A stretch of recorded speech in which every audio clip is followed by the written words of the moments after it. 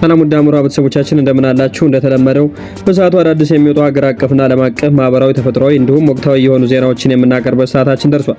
በዛሬው ፕሮግራማችን በኢራንና በአሜሪካ መካከል የተፈጠረውን ከፍተኛ ውጊያና በቀጠናው የተከሰተ ያሉ ሰበር ጉዳዮችን አቀናብረን ወደ እናንተ ይዘን ቀርበናል። እስከ ፕሮግራማችን ፍጻሜ ድረስ ይህን አካውንት ሰብስክራይብ እና ላይክ በማድረግ አብራችሁን ቆዩ።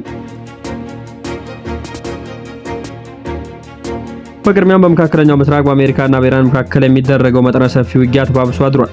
በዩናይትድ ስቴትስ ማዕከላዊ ዕዝ ሌሊት ባወጣው ይፋዊ መግለጫ በአሜሪካ ጦር በኢራን ግዛት ውስጥ በሚገኙ በደርዘን የሚቆጠሩ ወታደራዊ ኢላማዎችን እጅግ መጠነ ሰፊና የረቀቁ ጥቃቶችን መሰንዘሩን አስታውቋል። ኢራን በበኩሏ በርካታ የመሳሪያ ክምችት ባሉባቸው የአሜሪካ የጦር ቤዞች ላይ ከፍተኛ ጥቃት ማድረሷን ገልጻለች። የአሜሪካ ማዕከላዊ ዕዝ በመግለጫው እንዳለው ከሆነ ይህ ጥቃት ኢላማውን በማይስቱ እጅግ ዘመናዊ ተተኳሾች የተፈጸመ መሆኑን ገልጿል።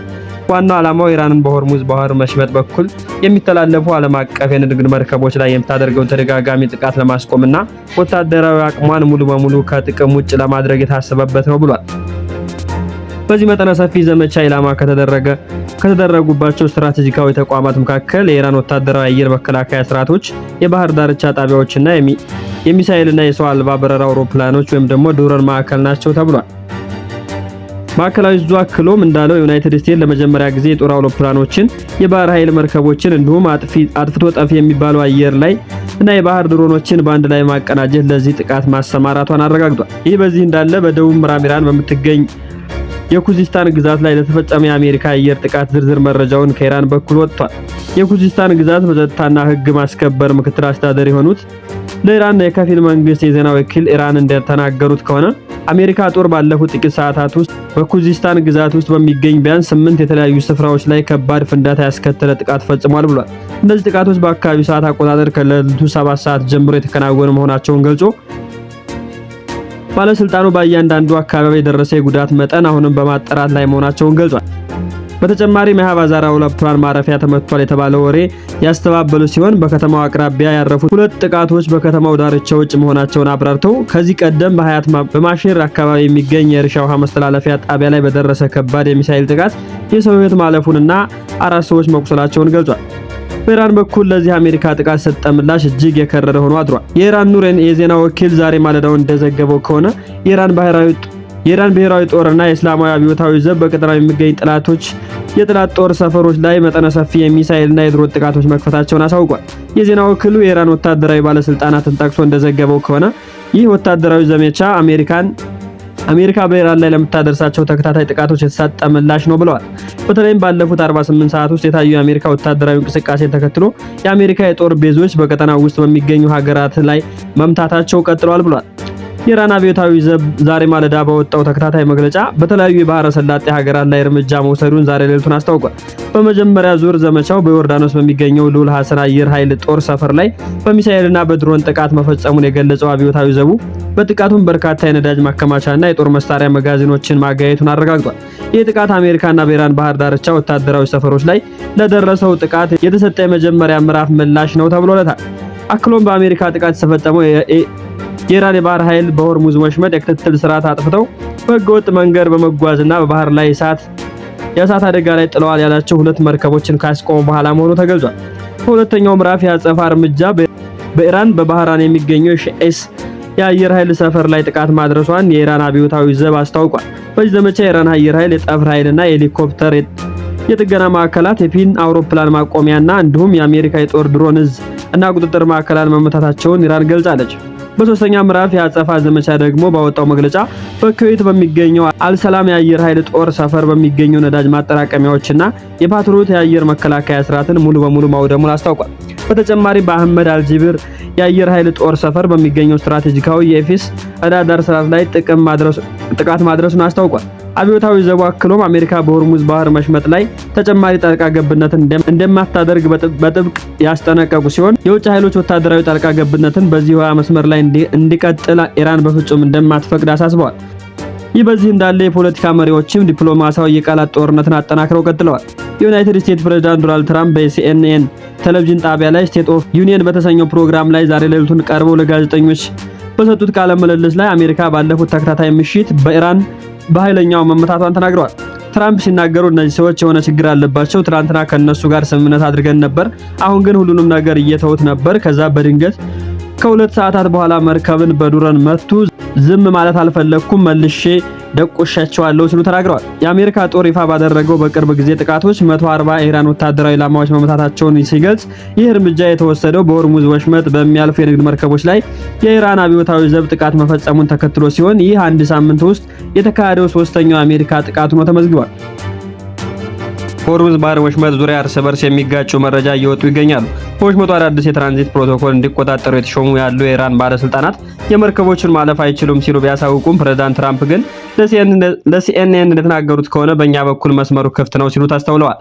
ኢራን በበኩሏ በመካከለኛው ምስራቅ የሚገኙ አረብ ሀገራትን የአሜሪካ የጦር ሰፈርን በማስተናገዳቸው ምክንያት ለአጸፋ ጥቃት ህጋዊ ኢላማዎች ናቸው ስትል አስጠንቅቃለች። የኢራን የውጭ ጉዳይ ሚኒስትር ለአሲና በላከው መግለጫ አሜሪካ ጥቃት አረመኔ ሲሉ ያወገዘ ሲሆን የባህረ ሰላጤው ሀገራትም በኢራን ህዝብ ላይ ለሚደረገው ህገወጥ ውንጀላ ጦርነቱን አውዳሚ አድርገውታል ሲሉ ከሰዋል። ሚኒስትሩ አክለውም ጎረቤት ሀገራት ወራሪ ኃይል አሜሪካን ማገዛቸውና ከግዛታቸው እንዳትወጣ ባለማድረጋቸው ተቋሙ ላይ ጥቃት መሰንዘራችንን እንቀጥላለን ብለዋል።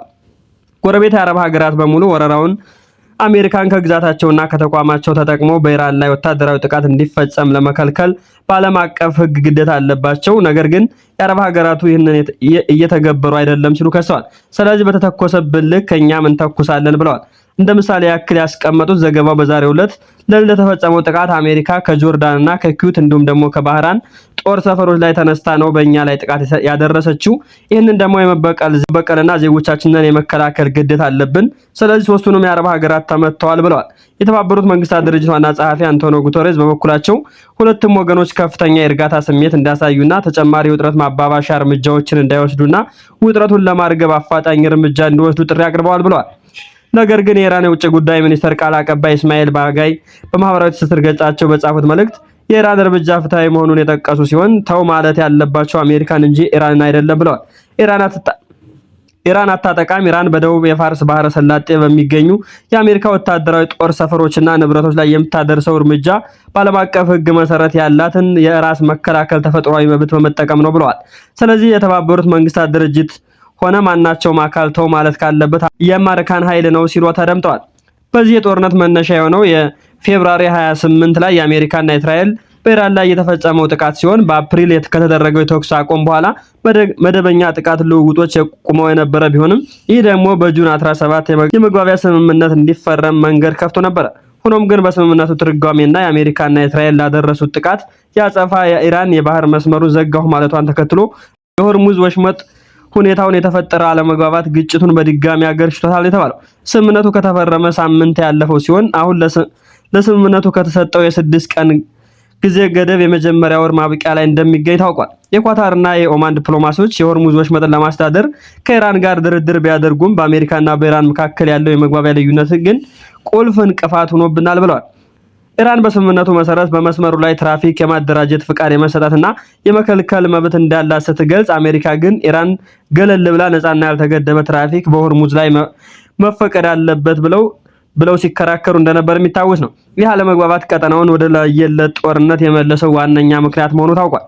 ስለ ጉዳዩ ለአልጀዚራ የዜና ወኪል ማህበራዊ የሰጡት የቀድሞ የአሜሪካ ከፍተኛ ዲፕሎማ የ2015ቱ የኢራን የኒውክሌር ስምምነት አደራዳሪ ቡድን አባል የነበሩት አለን አሜሪካና እስራኤል በኢራን ላይ የከፈቱት ጦርነት የቀጠናው ስትራቴጂካዊ ሚዛን አዛብቶታል በማለት ያምናሉ። በሰኔ ወር በተደረገው ጦርነት ፕሬዝዳንት ትራምፕ ውስብስብ የሆነውን ስርዓት ወስደው ሰበሩት በማለት ይገልጻሉ። የፋርስ ባህረ ሰላጤው አካባቢ አዲስ ሚዛን ለማግኘት አሁን ላይ እጅግ በጣም ጊዜ ይወስዳል ብለዋል። ቀጠናው መረጋጋት የሚጎድለውና ኢራን ይበልጥ አደገኛ የምትሆንበት ቀጠና ይሆናል ብለዋል። አክለውም አሜሪካና እስራኤል የተለያዩ ስትራቴጂካዊ ግቦች እንዳሏቸው ገልጸው አሜሪካ ጦርነቱን ኪሳራ አቁማ የባህር መስመሩን ከፍታ መውጣት ስትፈልግ፣ እስራኤል ግን ይህንን ያላለቀ ስራ ነው በማለት ትቃወማለች ብለዋል። ስለዚህ እስራኤል በሄዝቦላ እርምጃ ስትወስድ፣ አሜሪካ ደግሞ በኢራን ላይ ጥቃት እንድትቀጥል እስራኤል ትፈልጋለች በማለትም ያብራራሉ። ይህ በዚህ እንዳለ ሲኤንኤን በትንታኔው ዛሬ ሌሊት ባወጣው በአሜሪካና በኢራን መካከል የተደረገው ጦርነት አሁን ባለው ፍጥነት ከቀጠለ አስቀድሞ ከፍተኛ ደረጃ ተመናምኖ የነበረው የአሜሪካ ቁልፍ የጦር መሳሪያ ክምችት ላይ እጅግ ከባድ ጫና እያሳደረ መሆኑን ተናግሯል። ፕሬዝዳንት ትራምፕ አርብ ዕለት የተኩስ አቁም ስምምነት ማብቃቱን በድጋሚ ማረጋገጣቸውን ተከትሎ የጦር መሳሪያ ባለሙያዎች ስጋታቸውን እየገለጹ ነው። ባለሙያዎቹ ለሲኤንኤን የዜና ወኪል እንደተናገሩት ከሆነ የጦር መሳሪያ ክምችት ሁኔታው አሜሪካ ወደፊት ከቻይና ወይም ከሰሜን ኮሪያ ጋር ሊኖራት የሚችለውን ድንገተኛ ጦርነት የማካሄድ አቅም በእጅጉ ጎድቶታል ብለዋል። ስትራቴጂካዊና ዓለም አቀፋዊ ጥናቶች ማዕከል የጥናት ተቋማት የመከላከያ ተንታኝና የባህር ኃይል ኮርፖሬሽን ኮሎኔል ማርክ እንደሚሉት ከሆነ ጦርነቱ ላለፉት 5 ቀናት በነበረው ፍጥነት ከቀጠለ ጦር መሳሪያ ክምችቱ ወደ አዲስ ፓሲፊክ አዲስ ከፍተኛ አደጋ ደረጃ እስኪፈጠር ድረስ ያመናምነዋል ብለዋል። ኦፕሬሽን ኤፒክ ፋወር የተባለው የኢራን የግጭት የመጀመሪያ ምዕራፍ ላይ የአሜሪካ ጦር የረጅም ርቀት ጥቃቶችን ለማድረስ እና የጥላትን የአየርና የሚሳኤል ጥቃቶችን ለመከላከል በሺዎች የሚቆጠሩ ቁልፍ ሚሳኤሎችን የተጠቀሙ ተንታኙ ቀደም ሲል የሲኤን ዘገባዎች ገልጿል።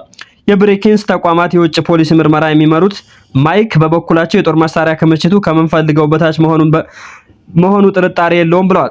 የሲኤንኤን ትንታኔ እንደሚያሳየው በሚያዝያ ወር በአሜሪካና በኢራን መካከል የነበረው ሙሉ ጦርነት እስኪያቆም ድረስ ፔንታጎን ቢያንስ ግማሽ የሚሆነውን የታድ የባለስቲክ ሚሳኤልና መከላከያ ግማሽ የሚሆነውን የፓትሩት የአየር መከላከያ ሚሳኤል እንዲሁም 30 በመቶ የሚሆነውን የቶሚክ የመሬት ማጥቂያ ሚሳኤሎችን ተጠቅመዋል ብሏል። ምንም እንኳን የተኩስ አቁም ለክምችቱ እፎይታ ቢሰጥም ቁልፍ በሆኑ ሚሳኤሎች የመተካት ፍጥነት በጣም